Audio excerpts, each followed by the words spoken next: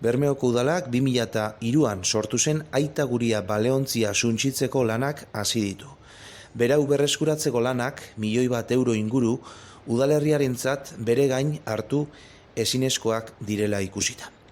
Lan horietarako €67.346,83 bez barne euro bideratuko dira eta suntsitze lanak joan den astean hasi eta 2 astetan bukatzea aurre ikusten da.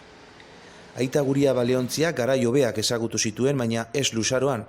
Arazoz josita jaio baitzen. Aurreko udal gobernuak enkargatuta, itsas ingeniaritza enpresa bateko teknikoek baleontziaren ikuskapena egin zuten. Aipatutako enpresak aurkeztutako txostenean, baleontziaren estruktura egoera oso txarrean zegoela azpimarratu zuen eta kriterio historiko eta zientifiko nahikori jarraitzen ez zuen birsorkuntza zela ondorioztatu baita ere.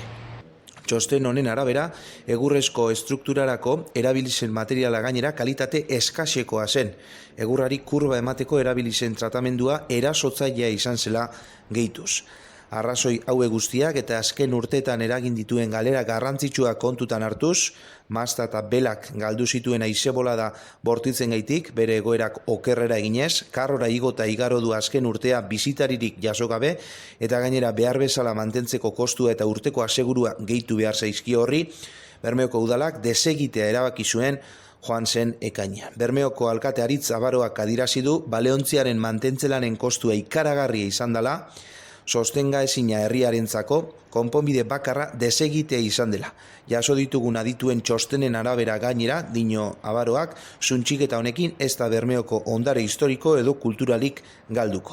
Zehatz mehatz, 2006 eta 2019 urteen bitartean baleontziaren mantentzelanek €2.277.555 gastu eragin dute eta €167.550 diru sarrerak sortu.